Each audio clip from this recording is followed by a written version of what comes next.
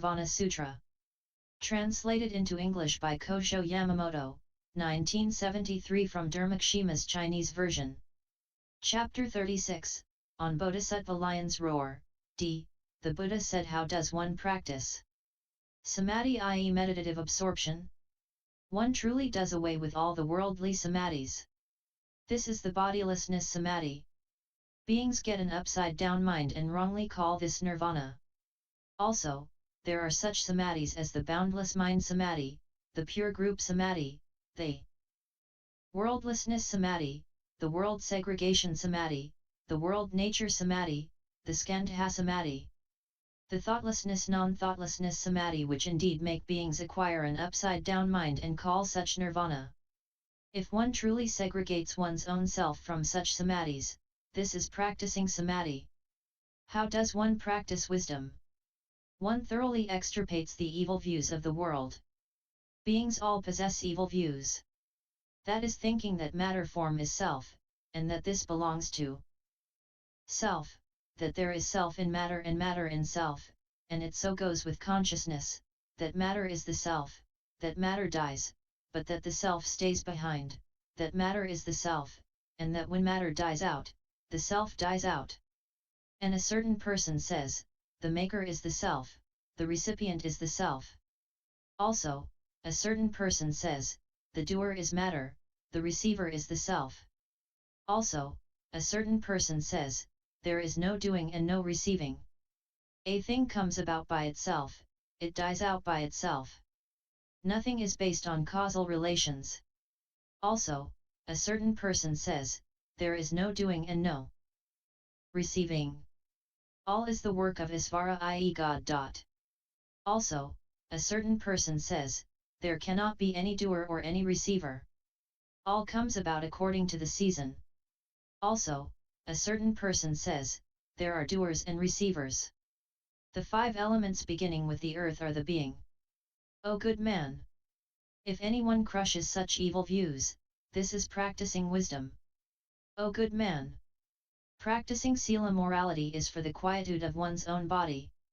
Practicing samadhi is for the quietude of one's mind, practicing wisdom is for crushing out doubt. 2. Crush out doubt is to practice the way. To practice the way is to see the Buddha nature. To see the Buddha nature is to attain unsurpassed enlightenment. To attain unsurpassed enlightenment is to arrive at unsurpassed great nirvana. To arrive at great nirvana is to segregate all beings from birth and death, all defilements, all worldly existences, all realms, all truths of beings. To cut off these births and deaths and satya truth, presumably worldly truths, is to attain to the eternal bliss, the self and the pure. Lion's Roar said, O world-honored one! If, as the Buddha says, birthlessness and deathlessness are nirvana, life too is birthlessness and deathlessness. Why can we not say that this is nirvana? O good man! It is thus, it is thus. It is as you say. Although this life is birthlessness and deathlessness, there are beginnings and ends. O world-honored one! There is also no beginning and no end in this law of birth and death. If there is no beginning and end, this is eternal. The eternal is nirvana.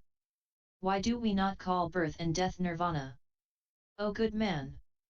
The law of this birth and death depends on causality. As there are causes and effects, we cannot call this nirvana. Why not? Because the body of nirvana has no cause and effect. Lion's Roar said, O world-honored one! Nirvana has cause and effect, as you the Buddha say, through cause one gains birth in heaven, through cause is one born into the unfortunate realms, through cause does one attain nirvana. Thus, everything has a cause. You, the Buddha, said to the Bhiksus, I shall now speak to the Sramanas about the fruition of the way. Sramana means nothing other than practicing well sila morality, samadhi, and wisdom. The way is the noble eightfold path. The fruition of Sramana practice is nirvana. O world-honored one! Nirvana is thus. Is this not fruition, i.e. result? How can you say that nirvana has no cause and no fruition? O good man! What I refer to as the cause of nirvana is the so-called Buddha nature. The nature of the Buddha nature does not call forth nirvana. That is why I say that there is no cause in nirvana. As it truly crushes defilement, I say great fruition. It does not come about by the way. Hence I say that there is no fruition. For this reason, nirvana has no cause and no fruition. Lion's Roar said, O world-honored one! Is the Buddha nature of beings a thing of common possession or is it something individually possessed? If it is of common possession, all would have to gain it when one person gains it. O world-honored one! 20 people have one enemy. If one falls out of the group, the remaining may also mean to have no enemy. If the Buddha nature is thus, the remaining persons must gain it if one person gains it. If each has the Buddha nature, this is non-eternal. Why? The nature of beings is neither one nor two. We cannot say that all Buddhas are all equal. Also, we cannot say that the Buddha is like the void. The Buddha said, O good man! The Buddha nature of beings is not one and not two. The equality spoken of regarding all Buddhas is like the void. All beings possess it.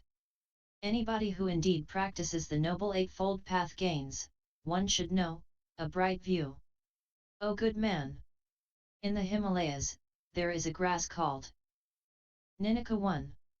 A cow fed on this will gain Sarpermanda, the tastiest and most healthful of milk products. It is the same with the Buddha nature of beings. Lion's Roar said, is the Ninika grass, about which you the Buddha speak, one or many? If it is one, it will come to an end when the cow feeds on it.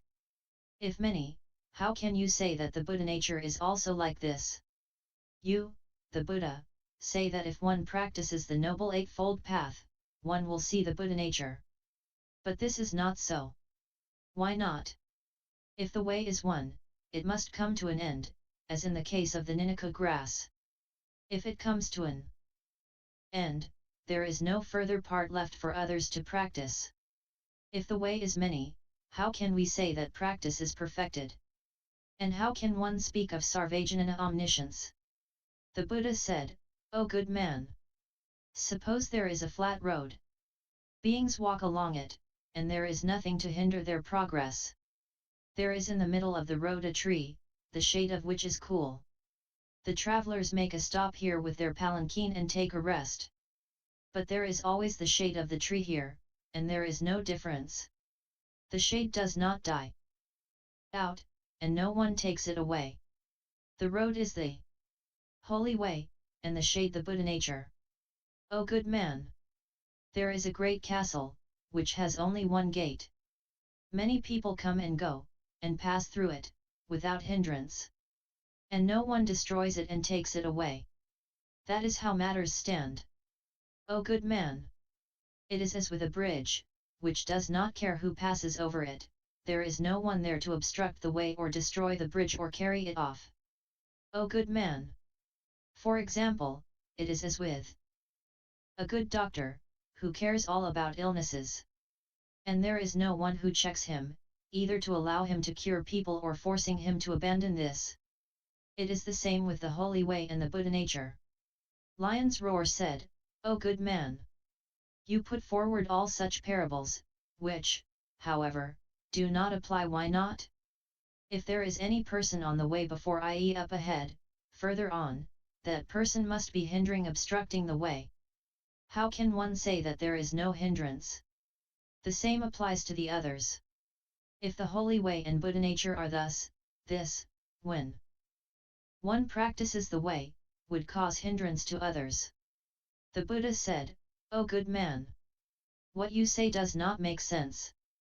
What is explained in parables regarding the way refers only to a part, not to all. O good man! The way of the world has hindrances. This differs from others, none are equal. The undefiled way is not so. It is such that it enables beings to have no hindrance upon their way. All is the same and all equal, there is no difference as to place, or this and that. Thus, the right way serves as the revealed cause for the Buddha nature of beings, and does not become the cause of birth. This is as in the case of a bright lamp that does indeed shine over all. O good man! All beings are chained to ignorant actions through causal relations. Do not say that if one is chained to the way of ignorance, there can be no more such. All beings are chained to the action of ignorance. That is why we say that the links of interdependent arising work equal to all apply equally to all. It is the same with the undefiled, right way which all beings practice. All equally, it does away with the defilements of beings and those of the four lives and all the ways of existence of all realms in samsara. So, we say equal. When one is enlightened, there is no knowing and seeing of this and that. For this reason, we can well speak of sarvajnana all knowledge. Lion's Roar said, all beings are not of one kind of body. There are devas gods and there are humans. And there are such others as those of the realms of the animals, the hungry pretas ghosts, and hell. They are many, not one. How can we say that the Buddha nature can be 1? The Buddha said, O good man! For example, there is a man who adds poison to milk. Because of this, all the milk products up to sarpermanda will contain poison. We do not call milk butter, and buttermilk. The same applies to sarpermanda. The name may change, but the nature of the poison is not lost. It will run across the 5 tastes of the milk all equally. Even sarpermanda, if taken, will kill a man. Just as poison is not placed in the sarpermanda, so is it the case with the Buddha nature of beings. 1. Finds the Buddha nature of beings in the different bodies of the beings of the 5 realms. But the Buddha nature is always one, and there is no change. Lion's Roar said, O world-honored one! There are 6 great castles in the 16 great states, i.e. the Gangetic states or castle towns in the days of the Buddha, namely, Sravasti, Sakata, Kampa, Vaisali, Varanasi, and Rajagriha. These big castles are the biggest in the world. Why is it that the Tathagata leaves these places and intends to enter Nirvana in this far out, evil, very ugly, and small Kusinagara castle? O good man! Do not say that Kusinagara is a castle which is far out, evil, a most ugly and small place. This castle is one adorned with wonders and virtues. Why? Because this is a place all Buddhas and Bodhisattvas have visited. O good man! Even the house of a humble person may be called grand and perfect in virtue, worthy of the visit of a great king, should he happen to come past and stay there. O good man! Imagine a person who is seriously ill and who takes a dirty and mean medicine. His illness is cured, joy arises, and this medicine becomes the best and most wonderful of medicines. He praises it and says that it has truly cured his illness. O good man! A man is in a ship on the great ocean. Of a sudden, the ship breaks up, and there is nothing to depend upon. The man catches hold of a corpse and reaches the other shore. Gaining the other shore, he is very happy and praises the corpse greatly, saying that he was fortunate to meet with this corpse and has safely gained peace. It is the same case with Kusinagara Castle, which all Buddhas and Bodhisattvas have visited. How could one say that it is a far-off, mean, narrow, and small castle? O good man! I call to mind that once, in far-off days, as many kalpas back as there are sands to the river Ganges, there was a time called the Suprabuddha Kalpa Eon. At that time, there was a holy king called Kausika. Fully endowed with the 7 treasures and 1,000 children, this king first made this castle. It measured yojanas crosswise and lengthwise. It was adorned with the 7 treasures. The soil was good. There were rivers here, the waters of which were pure and soft, and they tasted sweet. These were Niranjana, Airavati, Hiranyavati, Usmodaka, Vipasa. There were some other such rivers. Both banks were fully grown with trees that had flowers and fruits, all fresh and pure. At that time, the lifespan of the people was uncountable. Then, after the lapse of years, the Chakravartin mighty ruler said, just as the Buddha says, all things are non-eternal. One who practices the 10 good things does away with all such sorrows of the non-eternal. The people, on hearing this, all practiced the 10 good deeds. I, at that time, on hearing the name of the Buddha, practiced the 10 good deeds, meditated and aspired to unsurpassed Bodhi enlightenment. My mind having aspired, I also transferred this Dharma to innumerable and boundless numbers of beings and said that all things are non-eternal and subject to change and dissolution. Because of this, I now continue and say that all things are non-eternal, are those that change and dissolve, and that only the Buddha body is eternal. I recall what I did by way of causal relations. That is why I have now come here and mean to enter Nirvana and wish to repay what I owe to this place. For this reason, I say in the sutra, my relatives know how to repay what they owe me. Also, next, O good man! In days past, when the lifespan of people was immeasurable, this castle was called Kusanagaravati, probably the same as Kusinagara, and measured yojanas crosswise and lengthwise. At that time in Jambudvipa, people lived shoulder to shoulder and fowl flew thereabout. There lived a Chakravartin named Zinkan Sudarsana. He had the 7 treasures and 1,000 children and was the king of the 4 lands.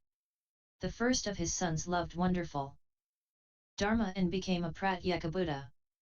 Then, the Chakravartin saw that his crown prince was a Pratyeka Buddha, that his deportment was orderly, and that he was endowed with wonderful miraculous powers. On seeing this, he renounced his state, as though it were tares and spittle. He became a monk and lived here amidst the sal trees, and for 80,000 years he practiced loving kindness. The same applied for 80,000 years to the practice of compassion, sympathetic joy and equanimity. O good man! If you should desire to know who that holy king, Zenkan, was, then know that he was none other than I. That is why I now abide in the 4 laws, which are none but the samadhis. For this reason, the body of the Tathagata is the eternal, bliss, the self, and the pure. O good man! Because of this, I am now in this Kusinagara, in this forest of sal trees, and abide in samadhi. O good man! I recall to mind, after innumerable years, a castle town called Kapilavastu.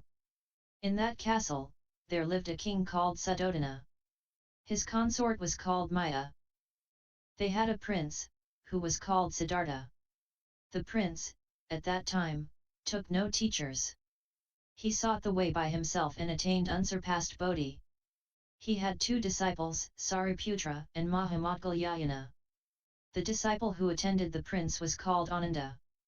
At that time, he, under the sal trees, delivered the sermon of the great Nirvana Sutra. At that time, I was one of the congregation and was able to be a witness to that sermon. There, I was told that all beings had the Buddha nature. On hearing this, I was unmoved in Bodhi. Then, I took a vow, if I attain Buddhahood in days to come, it shall be as now. I shall be a teacher to my father and mother and the land, the names of the disciples and attendants will also be so, just as things stand with the present world-honored one. Nothing will differ. That is why I am now here and am delivering this sermon of the great Nirvana Sutra. O good man! When I first abandoned home life, but had not yet attained unsurpassed enlightenment, Bimbisara sent a messenger to me and said, if you, Prince Siddhartha, become a Chakravartin, I shall become your subject. But if you leave home and attain unsurpassed enlightenment, please come to this Rajagriha, deliver sermons, save people, and accept my offerings. I then accepted his invitation in silence. O good man! On attaining unsurpassed enlightenment, I then decided to go to Kosala. At that time, by the river Niranjana there lived a Brahmin, Kashyapa, who had disciples and who, by this river, sought of me the unsurpassed way. I specially wended my way there to speak to him of Dharma. Kashyapa said, O Gautama! I am years old. Many people in Magadha, and the ministers in Bimbisara, say that I have attained arhatship. If I give ear to what you say, all the people might possibly gain inverted ideas and say, is not the virtuous Kashyapa already an arhat? Let Gautama speed to other places. If the people come to know that Gautama's virtue surpasses mine, I shall possibly fail, i.e. fail to receive my own alms. I then said, if you do not harbor any personal enmity towards me, please give me a night's rest. I shall start out early tomorrow morning. Kashyapa said, O Gautama, I have nothing against you. I love and respect you. Only, in my place there lives a viper which is evil-tempered. It might possibly do some harm to you. No poison is more poisonous than the three poisons of greed, ill will, and ignorance. I have now done away with them. I do not fear worldly poison. Kashyapa said, if you do not, please stay. O good man! I, at that time, displayed miracles before Kashyapa. This is as stated in the sutra. Kashyapa and his disciples saw this and they all attained arhatship. At that time, Kashyapa had two younger brothers. One was called Gaya Kashyapa, and the other Nada Kashyapa. There were also teachers and disciples. All attained arhatship. The people of the 6 masters of Rajagriha, fearing this, entertained a great evil mind towards me. Then, true to my word, I went to Rajagriha. On the way, the king came along with his people, innumerable hundreds and thousands of them in number, and he received me. I delivered a sermon to them. On hearing this, the devas of the world of desire, 86,000 of them, all aspired to unsurpassed Bodhi. King Bimbisara's retinue of 120,000 guardsmen attained the level of Srotapana, an innumerable number of people gained the stage of Ksanti patience. On reaching the castle, I taught Sariputra and Mahamoudgalyayana, along with their disciples. They all cast aside everything they had had in their mind up till then and entered upon the path. I lived there and received the king's offerings. The 6 Tirthaka masters came along and together we went to Sravasti. There was at that time a rich man named Siddhartha. He wished to gain a wife for his son, and to that end he came to Rajagriha. Arriving at the castle, he put up at the house of Samdhana. Then, this rich man i.e. Samdhana got up at midnight and said to the people of his household, all of you get up, adorn and sweep the house quickly, and prepare a meal. Siddhartha heard this and thought to himself, is he going to invite the king of Magadha? Or is it going to be a marriage and pleasure gathering? Thinking thus, he stepped forward and asked, are you going to invite Bimbisara, king of Magadha? Is there going to be a wedding and pleasure party? Why are you so busily occupied thus?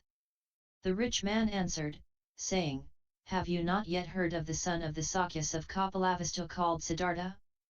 Gautama is his family name. His father is called Suddhodana. Not long after his birth, the augur said that the boy would unfailingly become a Chakravartin and that this was as clear as if one could see an Amra in the palm of one's hand. He sought no pleasures and abandoned domestic life. And untaught by any person, he attained unsurpassed Bodhi. He has done away with greed, ill will, and ignorance. He is eternal and knows no change. Nothing comes about and nothing dies out, and he is fearless. All beings are one to him. They are as a single son is to his parents, and his body and mind are unsurpassed. Though surpassing all, he has no arrogance in his mind. Wisdom is all around him and nothing hinders him in his wisdom. And he is perfect in the 10 powers, the 4 fearlessnesses, the 5 knowledges pankajnana, samadhi, great loving kindness, great compassion, and the 3 thinkings. That is why he is the Buddha. Tomorrow, he will receive my offerings. That is why I am busy and do not have enough time to exchange greetings. Siddhartha said, well said, O Great One. The Buddha you speak of is unsurpassed in virtue. Where is he now? The rich man said, he is now in this great citadel of Rajagriha, staying with Venuvanakalandakani. Then, Siddhartha meditated on the 10 powers, the 4 fearlessnesses, the 5 knowledges, samadhi, great loving kindness, and the 3 thinkings which the Buddha possesses. As he so meditated, there arose a brightness, as a result of which everything looked as if in bright daylight. Wanting to know whence the light came, he went down to the gate. By the miraculous power of the Buddha, the gate opened of itself. On coming out of the gate, he saw a chapel on the roadside. Passing it, Siddhartha did worship. Then, darkness arose again. Afraid, he decided to go back to where he was before. Then a deva met him at the chapel by the castle gate. The deva said to Siddhartha, "Go to where the Tathagata is and you will gain much benefit." Siddhartha said, "What benefit?" The deva said, "O rich man! As an illustration, a man may have superb steeds, adorned with laces studded with gems, gandhahastins, carts of jewels, human forms made of gold, beautiful females fully adorned with necklaces of gems, beautiful palaces and halls and houses studded with gems, with sculptured letters and figures on them, silver millet on golden trays, and golden millet on silver trays in number, and these are offered as dana charity to each person all over Jambudvipa. But the virtue thus arrived at cannot surpass a single step towards aspiring to Bodhi and going to the Tathagata." Siddhartha said, "O good man! Who are you?" The deva said, "O rich man! I am the son of a right-lined Brahmin. I am a former teacher of the way. In days gone by, I felt joy when I saw Sariputra and Maudgalyayana, and I discarded my body and became the son of Vaisravana, the guardian angel of the north. It is my special duty to guard this Rajagriha. I have gained this wonderful form through worship and have acquired joy thereby. And how much greater must things be if one meets such a great teacher as the Tathagata and worships him and makes offerings to him." Siddhartha, on hearing this, turned round his steps and came to the place where I was. On arriving, he fell to the ground and touched my feet. I then, as was appropriate, spoke of Dharma. Having listened to my sermon, the rich man attained the stage of Srotapanna.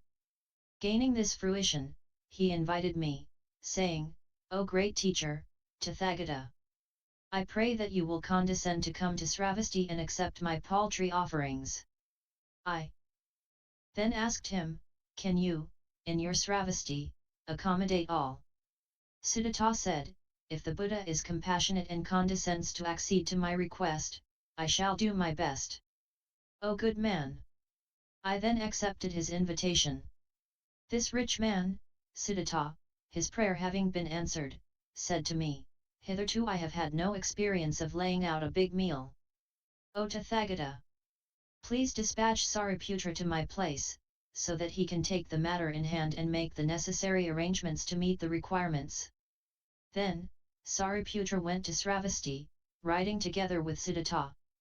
By my miraculous power, they reached their destination in one day. Then, Siddhartha said to Sariputra, "O greatly virtuous one! Outside this gate, there is a place best fitted for the purpose. It is neither near nor far, where there are many springs and ponds, and many forests with flowers and fruit, and the place is pure and quiet and extensive. I shall build viharas, dwelling places there for the Buddha and his Bhiksus monks.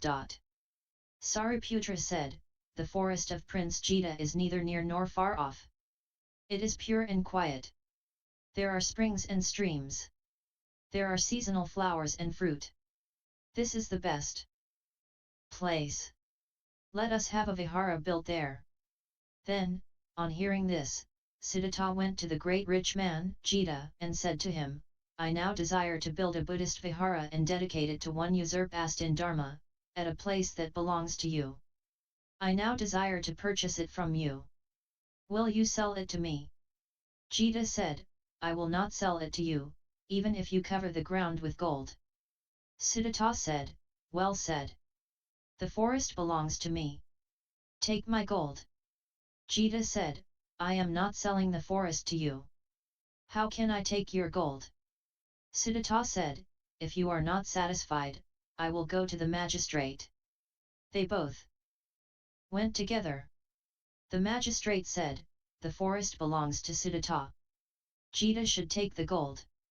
Siddhartha at once dispatched men with gold laden upon carts and horses. When it arrived, he covered the ground with gold. A single day saw an area of bulletin 2 covered, not all was covered. Jita said, "O rich Ran! If you have any regret within you, you are quite free to cancel the deal." Siddhartha said, "I do not feel any regret." He thought to himself which store he should now open, to get gold for the area left as yet uncovered with gold. Jita thought to himself, the Tathagata, king of Dharma, is truly one unsurpassed. The wonderful things that he teaches are pure and untainted. That is why this man thinks so lightly of this treasure. He then said to Siddhartha, "I do not now need any gold for what remains uncovered. Please take it. I myself shall build a gate for the Tathagata, so that he may go in and out of it." Jita built the gate, and in 7 days, Siddhartha built a great vihara on a site Kenken is about feet across and in length. There were quiet meditation quarters to the number of 63. The houses were different for winter and summer. There were kitchens, bathrooms, and a place to wash one's feet. There were 2 kinds of lavatory. The buildings completed, he took up an incense burner, and facing in the direction of Rajagriha, said, "The buildings are now completed. O Tathagata! Please have pity and take over this place and live here for the good of beings." I soon read the mind of this rich man from far off, and started out from Rajagriha. Within the short length of time it takes for a strong, youthful man to bend and extend his arm, I travelled to Sravasti, to Jetavana, and took possession of the Jetavana Vihara. When I reached the place, Siddhartha dedicated it to me. I then received it and lived in it. YouTube video Buddhists